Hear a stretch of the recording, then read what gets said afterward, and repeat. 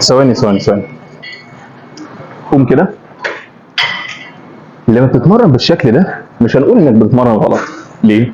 لان كان روني كولمان زمان وجابها فيديو شاب وهو بيتمرن وقال لك يا كابتن الناس كتير بتقول لما بتيجي تتمرن وتنزل لورا التمرين غلط، وجاب روني كولمان وهو بيعملها. هو مش غلط، الفكره كلها انت عايز تستهدف ايه من التمرين. يعني احنا واحنا بنتمرن على الجهاز ده انت هدفك الاساسي ان انت تتمرن عضلات اللاتس، عضلات المجز. فانت عشان تمرنها بتعمل حاجه، لازم نتكلم بشكل علمي، ركز معايا.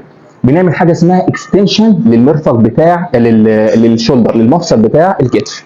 يعني ايه اكستنشن؟ يعني بتعمل عمليه فرد.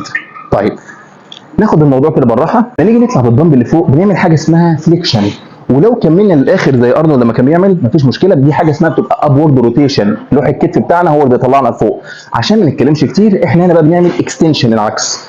عشان نشغل اللاتس لازم نمسك كده اهو، ايدي 7 اهي كده تمام، وبنزل لقدام اهو كده اللاتس اشتغلت، اطلع للاخر فوق كده اللاتس اشتغلت. اوكي.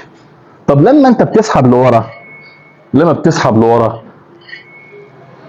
هنا قل الجهد شويه عن اللاتس، عن عضلات الماجنس، وابتدى يشتغل معايا عضلات البوستيريور دلتويد او الكتف الخلفي. ابتديت اعمل حاجه اسمها هايبر اكستنشن. فانت وانت بتسحب لورا الكتف الخلفي خد حيز معاك، زي جهاز مهمل احنا بنشتغل عليه ومش عارفينه، او في ناس كتير مش بتشتغل عليه. ايه هو؟ تعالى اوريهولك. زي الجهاز ده بالظبط اهو نفس الكلام. بص الحركه اهي، بص هتلاقي الكتف الخلفي استهدف معايا بشكل اكبر اهو.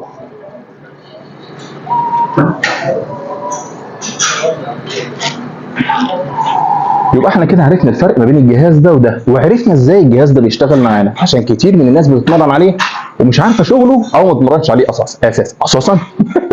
خلاص كده. ايه تاني ممكن نقوله؟ قول اقفل يا ابني.